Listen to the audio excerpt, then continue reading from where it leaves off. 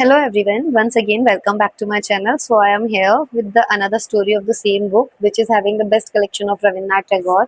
आज के मेरी टॉपिक है अनमोल भेंट. अनमोल भेंट का मतलब है प्रीशियस गिफ्ट.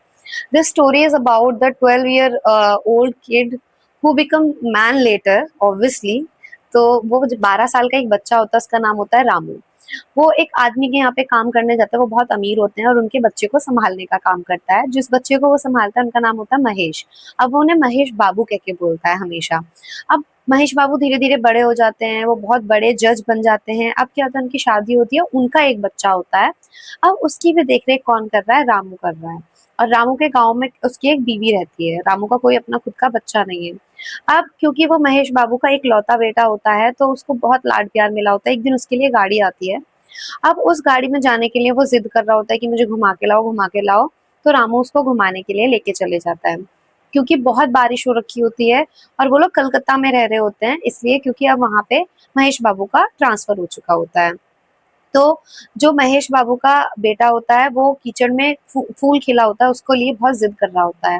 वो रामू को बहुत इंसिस्ट करता है कि प्लीज जाओ मेरे लिए लेके आओ, जाओ मेरे लिए लेके आओ. तो रामू क्या करता है, बच्चा इतना कहता है तो वो उठ के चले जाता है.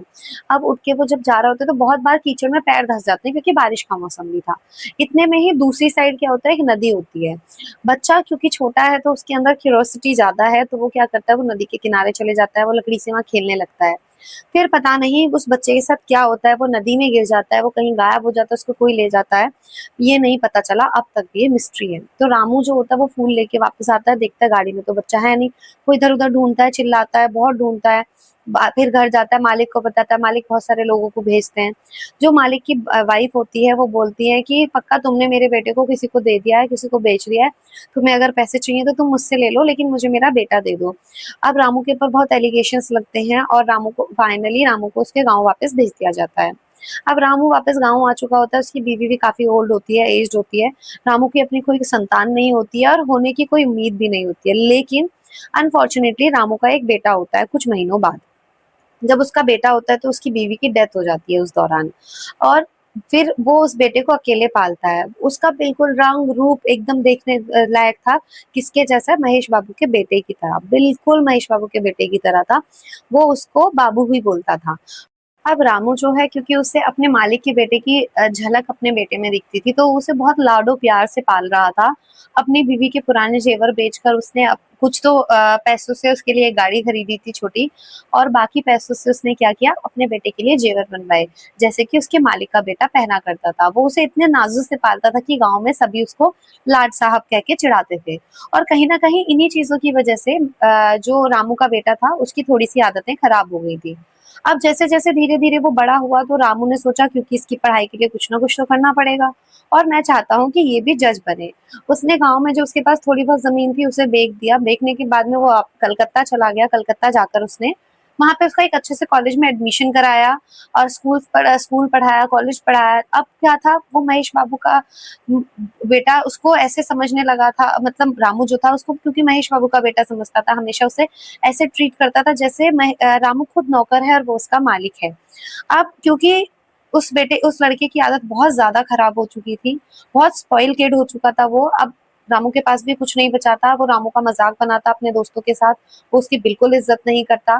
फाइनली रामू को एक दिन पता नहीं क्या रियलाइज हुआ, वो जाता है अपने मालिक के पास, जज साहब के पास जाता है वो, महेश बाबू के पास. और उनको जाकर बोलता है कि मुझे माफ करना, मैंने आपका बेटा चुराया था और मैं आपको वो वापस करना चाहता हूँ. परसों मैं आपका बेटा लाके आपको दे दूंगा, रविवार के दिन. महेश बाबू को पहले तो ये बात सुन के बहुत गुस्सा आया. उनकी बीवी रोने लगी. वो बोलने लगी कि अच्छा तुमने इसका मतलब जानबूझ के किया था, लेकिन हम सब जानते हैं ऐसा तो कुछ था ही नहीं. अब संडे को फाइनली क्या होता है, वो उस बेटे को हाथ पकड़ के लेके आते हैं और वो उनके सामने खड़ा कर देते हैं. अब महेश बाबू को डाउट होता है. वो बोलते हैं कि अच्छा क्या गारंटी है कि यही हमारा बेटा है. फिर उसके बाद हम बोलते हैं कि सर इस बात का पता या तो मुझे है या ईश्वर को है. वो रामू काका उसको बोल देते हैं. फिर उसके बाद में पत्नी जो होती है बहुत इमोशनल हो जाती है, उस लड़के को गले लगाती है, रोना धोना हो जाता है क्योंकि फीमेल्स जो होती हैं वो बच्चों को लेकर थोड़ी सी इमोशनल होती हैं. अब महेश बाबू थोड़े से गुस्सा थे रामू से, तो वो उस पर कानूनी कार्रवाई करने की बात कह रहे होते हैं. लेकिन क्योंकि वो बहुत गिड़गिड़ाता है, माफी मांगता है, तो उसको माफ कर देते हैं, लेकिन उसको ये बोलते हैं कि तुम यहाँ से चले जाओ, तुम्हारे लिए अब यहाँ कोई जगह नहीं है, हर महीने तुम्हें थोड़े बहुत पैसे मैं भिजवा दिया करूंगा तुम्हारे गाँव। अब वहां से बेचारा वो मायूस होकर चला गया। अब हर महीने उसके लिए पैसे तो जा रहे थे, लेकिन वो वापस आ रहे थे। क्यों? क्योंकि मनी जो ऑर्डर जा रहा था, मनी ऑर्डर, वो किसी को मिल ही नहीं रहा था। वहां पे अब रामू नाम का कोई इंसान रहता ही नहीं था। तो अब आपको शायद समझ आ गया होगा इस चैप्टर का नाम अनमोल भेंट क्यों रखा है। क्योंकि किसी को अपनी औलाद दे देने से ज्यादा प्रीशियस कुछ नहीं होता। हम चाहे माँ बाप हमें कितना भी डांट लें, कितना भी कुछ कर लें, कितना भी पिटाई कर लें, डांट लें, जो मर्जी पनिशमेंट दे दें, लेकिन हमें उनसे ज्यादा प्यार और कोई नहीं कर सकता, या वो हमें उठा के ऐसे किसी को भी दे नहीं सकते। So this was today's story, Anmol Bhet.